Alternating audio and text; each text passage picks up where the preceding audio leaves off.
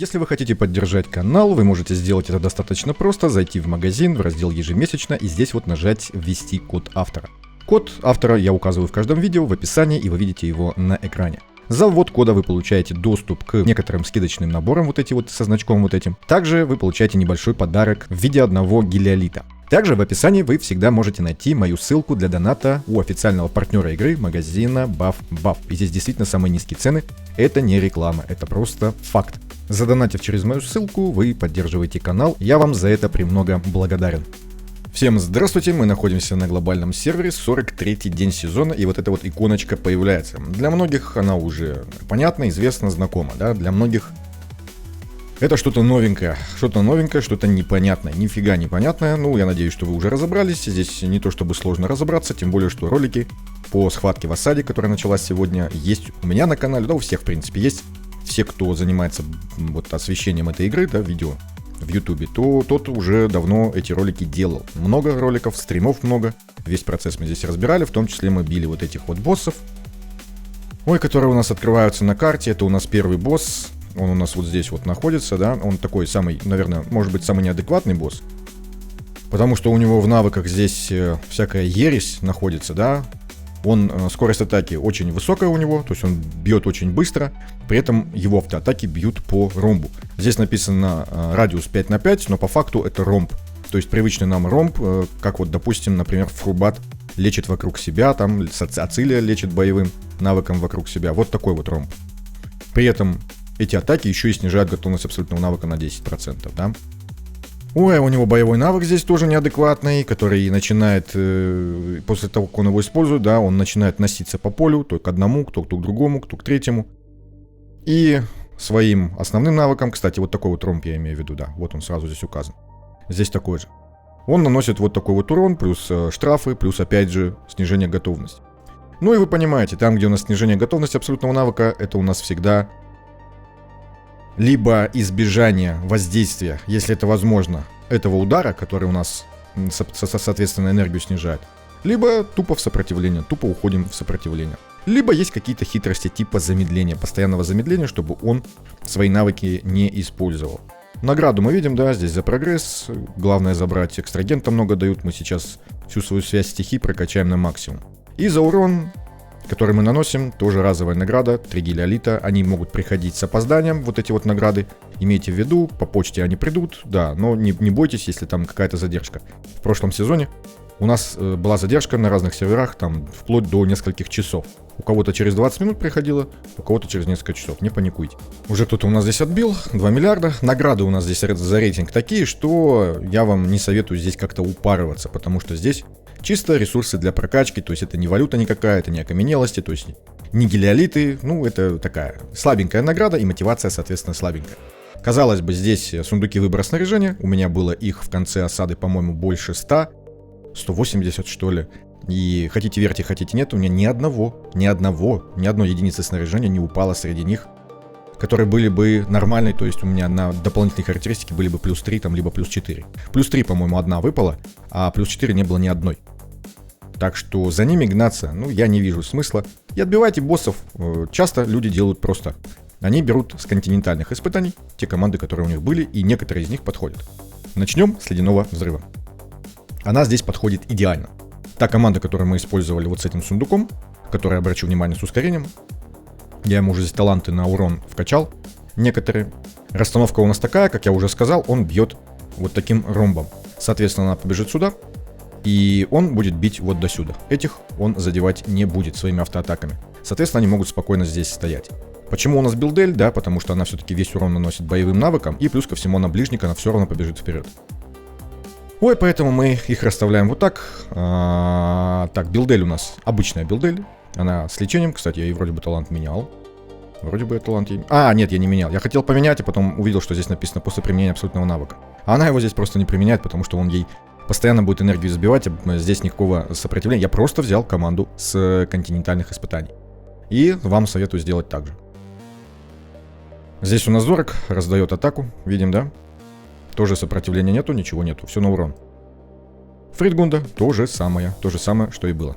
Единственное здесь изменение, я забыл, Это то, что я Шине дал перчатки на урон. Раньше она раздавала урон, да, с помощью мифического предмета.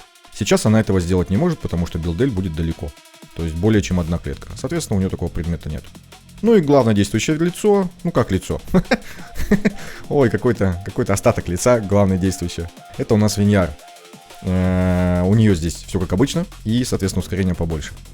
Как можно больше. Не обращайте внимания на пробуждение. Конечно же, она помогает, да, страхует. Но оно не критично. Можно без него.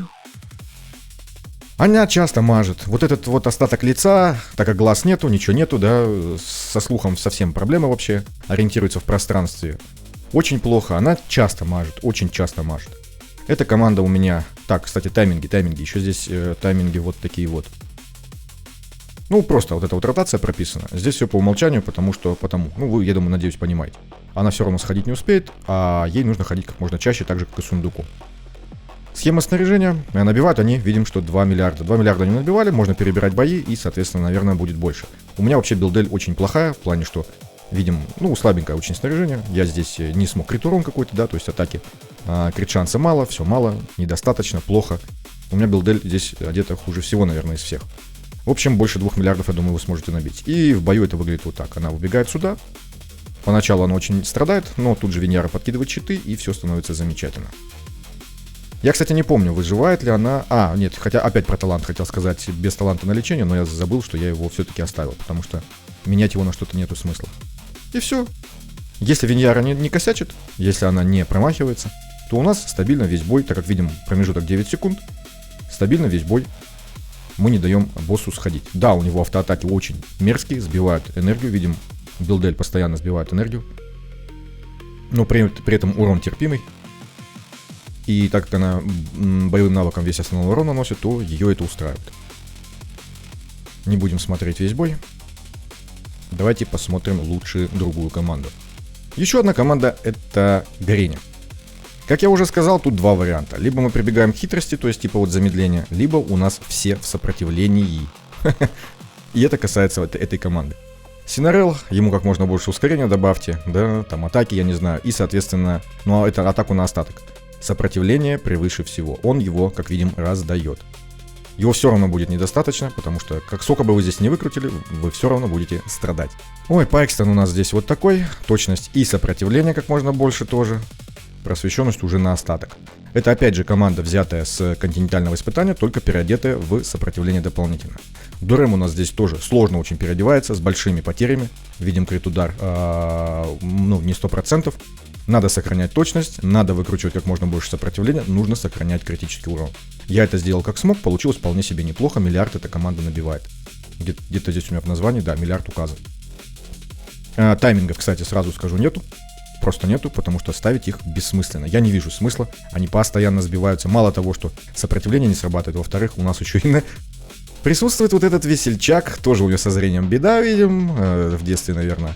Или в молодости за компьютером читал, сидел очень долго допоздна и, наверное, книжки читал. В темноте тоже. В общем, проблема у него со зрением, и когда он начинает заливку энергии делать, да, он делает это очень неравномерно. Ну и, соответственно, тайминги ставить я не вижу никакого смысла. У него здесь тоже сопротивление и точность. Ускорение навыков сколько сможете. Я не знал, что ему поставить, я поставил вот этот предмет, чтобы он точность Дурему поднимал. Мне кажется, это, самое полезное, чтобы можно было ему меньше точности собирать. И Карф. Карф тоже сопротивление, тоже точность. Точности как можно больше на остаток атаку. В остальном та же самая команда, что и была на континентальном испытании. И это происходит вот так вот. Синарел очень неплохо поддерживает команду. В одного. Босс начинает носиться, так как никто не мешает ему навыки использовать. Да, там Джор немножечко сбивает, но все равно. Босс начинает носиться туда-сюда, всех тут лупить. То есть вести себя неадекватно. Ну и, собственно, ну да, кстати, он даже и не обманывает, охотник хаоса, действительно. Как я уже сказал, миллиард набивает, тут вроде бы других особенностей таких нету. Я ее, кстати, подсмотрел у Thanks Кэпа, капитана, да, капитана, спасибо. Вот, так что, если что, это я взял основу у него. Ну, единственное, что там уже одевал, вот это вот все, там тайминги, это я уже сам. Чуть-чуть доделывал по-своему. Хотя основа та же самая. Здесь у нас аура. Ауру нам подсказал, мне, по крайней мере, подсказал Экстраэкс. Есть такой у нас человек, товарищ Евгений. Спасибо ему тоже за это. Это у нас команда с Ардред. Ну, сами понимаете, Ардред у нас мало того, что защиту повышает, так еще и сопротивление на 100 всем. Редкий какой герой, да, может помимо раздачи сопротивления в талантах, еще и дополнительно раздать ее с навыков. Это шикарное свойство, и поэтому Ардред позволяет здесь 4 ДД оформить. Единственное, что Дианта, если у вас недостаточное будет снаряжение, да, по живучести, она может умирать. Чуть-чуть подкрутите тогда и живучесть, то есть защиты добавьте. У меня такое было. Ой, почему я здесь поставил вот такие тайминги? Вот такие, 30, да? Хотя можно, кстати, поставить еще позже. Я это поставил потому, что... чтобы они начинали свой цикл, когда уже Ардред даст сопротивление, и чтобы вероятность того, что у нас собьется энергия, была, поменьше. И, соответственно, у нас больше шансов, что бой пройдет замечательно, когда уже будет повышенное сопротивление. Я пробовал делать со старта самого, да, и там постоянно кому-то сбивали энергию. Причем с сопротивлением происходит, вот с этим, с ее происходит то же самое, но все равно происходит реже. Кота я поставил 9,5. То есть он цикл делает свой и как раз выходит вот на эти значения. Расстановка у меня здесь вот такая. Раздача сопротивления. Видим, что сопротивление ей как можно больше. Сет защитника. И что я здесь сделал? Сопротивление повысил еще. В остальном защиты побольше, чтобы лечение было посильнее. И ускорение навыков, сколько у вас получится. Линкас у нас на заливке. На раздаче. Тоже сопротивление видим, он на урон не влияет, да, я имею в виду, он сам урон не наносит, поэтому можно ему сопротивление побольше дать. Дианте посложнее, она все-таки урон вносит нормально, и, вот столько сопротивления я и собрал. При том, что ей еще и точность нужно сохранить. Не забывайте, что у лучницы должна быть самая высокая атака, после Линкаса. Ей тоже сопротивление, естественно, здесь 185 я умудрился собрать, не сильно потеряв по характеристикам, хотя на самом деле сильно. И, соответственно, наши анализис. Ускорение ей дайте, можете дать побольше. Сопротивление побольше. Так как, насколько я заметил, она сопротивление от нее не получает, даже если поставить рядом. То есть она начинает бой, когда ее уже нету. И вот эта вот раздача, она не работает для нее. Я это 100 раз уже замечал, поэтому, к сожалению, только вот так вот. Ну, а в остальном, живучесть там побольше можете сделать, потому что она все-таки здесь будет тусоваться. Как, в принципе, и все получать люлей. Выхватывать, я бы сказал. Так, Дианту показал, всех показал, код тот же самый. А, нет, не тот же самый, это у меня для ауры. Кстати, может быть, даже лучше было бы вот этого поставить. Хотя нет, они живут. Просто здесь вот этот талант на атаку, он здесь не работает, никто не умирает у врагов. Происходит бой вот так. Обращу внимание, Ардред у меня без пробуждений. Я специально снял все пробуждения, чтобы не было к ней вопросов. Да, они страдают, видим, страдают, довольно-таки сильно страдают, но вполне себе. Потом выкарабкиваться начинают. И более-менее. Кстати, анализис, может быть, можно было попробовать поставить тайминги, но мне кажется, они просто не выживут. Если ей поставить тайминги, мне кажется, они будут умирать. В общем, перебирайте бой. Я уже набил такой командой. У меня здесь написано 1 300 000 000. Это, мне кажется, для лучницы без пробуждений вполне себе неплохо. Без использования хитростей, да. Есть еще вот такая вот команда. Если вдруг у вас нету Ардред, если вы новичок, да, у вас ее, в принципе, наверное, и не было. Я поставил еще двойное сопротивление. Так как у нас вот этой раздачи на 100 нету, то есть надо где-то ее брать. Плюс лечение, плюс защиты не будет дополнительной, поэтому я поставил вместе с Гиллиан Синарелла. Может быть, кстати, с Синареллом с одним они бы справились. Как, например, Гореня. Гореня справляется в одиночку. Но тогда просто сопротивление будет недостаточно. Я только из-за сопротивления поставил дополнительно Гиллиан. Команда вот такая вот, набивает, я набивал 800, но это была первая проходка, то есть, может быть, они больше смогут. Здесь у нас двойная раздача, видим, да? То есть 90 отсюда почти 100 и 100 отсюда почти 100. То есть почти 200. 200 раздает, и здесь у нас 185, то есть, это прям очень неплохо. Может быть, можно было бы и поменьше, но с запасом делал. Расстановка вот такая вот, в принципе, здесь ничего такого. Вообще, то, что с сопротивлением, да, вы просто находите героя, который может раздавать сопротивление в таких командах. Либо влияет как-то на меткость. То есть можно было бы здесь, возможно, обыграть вот с ним. Он штраф к точности дает. И, соответственно, столько... Хотя нет, у нас здесь босс автоатаками бьет. Он штраф точности только на короткий промежуток дает. А здесь это не подойдет. На обычных боссах подойдет, здесь нет. К сожалению, здесь нет. Ну а вообще, там тот же, вот, например, Адольфус тоже может раздавать сопротивление. То есть вот так вот, если кого-то нету, ищите замену. Вот здесь вот заходите в фильтр. И, ну здесь такого нету, что он раздает сопротивление. Тут такого нету. Фильтр здесь тоже не поможет. Ну, в общем, заходите и смотрите, кто может этим заниматься. Так, на память я не помню, кто еще может. Митрасия может, но она, правда, длительная очень, мадам, на 24 секунды. Так, это, по-моему, не может. Нет, может, пожалуйста. Вот. Сивала может, боевой гусь наш может. Она может. Кэтрин. Ну, в общем, ищите замены. То есть, главный принцип уловить, да, что здесь сопротивление, и все. А так обычная команда. Если чего-то не хватает живучести, там, да, то найдите какой-нибудь способ либо поднять живучесть за счет характеристик, банально перебрав снаряжение, либо добавив кого-то другого, кто, например, может давать штраф к атаке. Либо дает щиты, помимо того, что лечит, и, соответственно, можно поставить артефакт жилетка, чтобы снижался урон. Ну, ищите варианты. Это же есть игра. Так, тайминги я показал. Здесь таймингов, по-моему, у меня... Нет, были. Я что-то поставил вот такое вот. Я не помню уже зачем. Уже забыл. Из-за нее. Потому что она стартует поздно, поэтому мы под нее подстраиваемся. Следующая команда, если вдруг ледяной взрыв вы не используете, либо используете как-то иначе. Не знаю, правда, как на самом деле. Но, в общем, можно через разъедание. Принцип тот же самый. У нас... Единственное, что тайминги я не поставил, но по факту мы ставим обычные тайминги. То есть у нас рук без ограничений. И, соответственно, ротация такая, что у нас сокридея, потом шмыгли. И так. Ну и, в принципе, все. Рейта ходит на авто, если умудряется. Но мы ей выкручиваем сопротивление, поэтому, да, она умудряется. Здесь у нее сопротивление, чтобы она... Для чего? Чтобы она, во-первых, замедляла, во-вторых, подлечивала и баф защиты, хотя они не особо нужны. Ну, в общем, здесь она дает замедление. Плюс сундук, плюс Виньяра. Ну и все, замечательная связь. Так, я уже здесь поменял расстановку, потому что со Шмыгли была проблема. Специфика такая у Шмыгли, что она же у нас бежит сама, да, вперед, она ближник, соответственно, она может терять энергию. Чтобы она не теряла, мы расставляем вот так вот.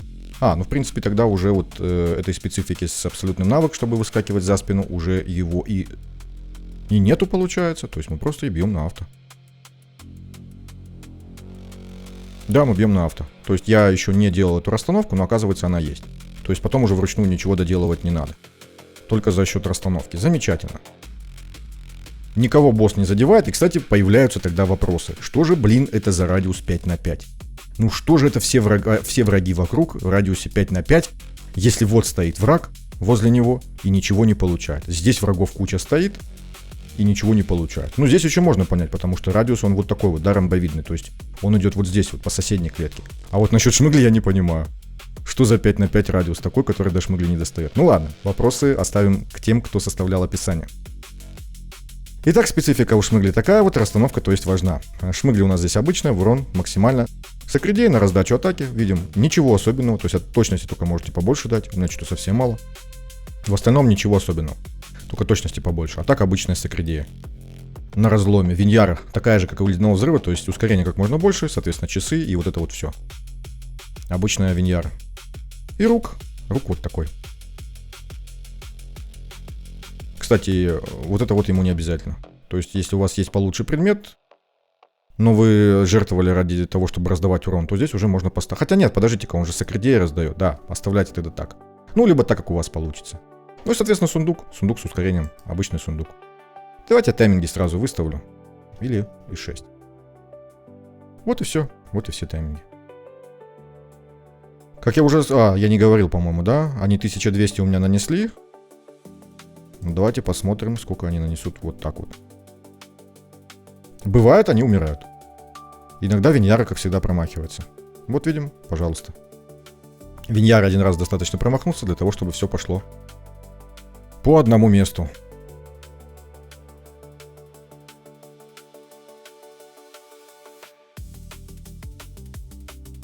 О, ничего себе. 2 миллиарда. Вот они, животворящие тайминги. Есть еще вот такой вот вариант. Если, конечно же, Виньяру вы хотите в ледяной взрыв использовать, да, можно в разъедании использовать Хульдерга. Понятно, что связь стихий мы разбиваем. Урон, конечно же, ниже. Плюс ко всему, у нас Виньяра очень хорошие щиты дает. А здесь у нас только лечение от рейты. И, соответственно, чтобы ей выживать, я ей поставил этот мифический предмет и, соответственно, вот этот артефакт. Ну, кстати, может быть, она без этого артефакта тоже справится. Попробуйте без него. Я не попробовал, сразу так оставил, как есть, и уже вам передаю. Набивают они 1 100 000 000, у меня набили с первой попытки. Может быть, можно больше. И снаряжение Виньяра я просто отдал Хульдергу. Тайминги те же самые абсолютно. И расстановка, соответственно, вот такая.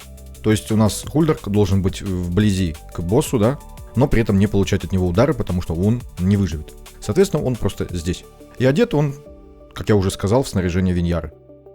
Сопротивление ему здесь вообще не нужно. Я не знаю, как оно здесь оказалось. По-моему, я его пытался ставить куда-то сюда, и поэтому босс попадал по нему. И я ему начал собирать сопротивление, а потом понял, что его можно поставить просто вот сюда вместо рука. И все получается замечательно. Следующая команда — это команда неустрашимых. Это та же самая команда, которую я взял с континентального испытания. Разница лишь в том, что здесь своя особенная расстановка. Плюс ко всему, здесь у всех есть сопротивление. Здесь без сопротивления никак. Таймингов у меня здесь нету. Что, кстати, странно. Потому что... знаете почему? Потому что это... Так. Таймингов у меня здесь нету. Вообще, по-хорошему, стоило бы, конечно же, их поставить там, да, стандартные тайминги для неустрашимых. Почему я тайминги не ставил? Потому что здесь постоянно кто-то, даже с учетом наличия кучи сопротивления, кто-то получает сбивание энергии. То есть босс сбивает энергию. Поэтому тайминги я не стал ставить. Может быть, будет лучше, если их поставить.